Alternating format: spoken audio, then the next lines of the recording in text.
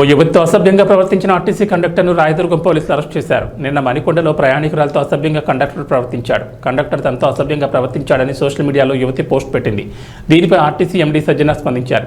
Conductor ప్రవర్తనపై విచారణ చేపట్టాలని RTC MD సజ్జన సూచించారు. కొత్త చట్టం ప్రకారం కండక్టర్ను అదుపులో తీసుకుని రిమాండ్కి తరలించినట్లు పోలీసులు తెలిపారు. నిన్న అంటే అనగా తేదీ 16 రోజు ఒక లేడీ వయసు దాదాపు 23 సంవత్సరాలు తను 15వ తారీఖు మార్నింగ్ 8:30 గంటల ప్రాంతంలో కుప్పాలగూడ నుండి హిమాయత్ నగర్ బస్సులో వెళ్తుంది. ఆర్టీసీ బస్సులో తన కోచింగ్లో బాగా అక్కడికి వెళ్తుంటే మన మణికొండ ఏరియాకి రాగానే అందులో ఉన్నటువంటి ఒక ఆర్టీసీ కండక్టర్ ఆ అమ్మాయితోటి చెడుగా ప్రవర్తించాడు.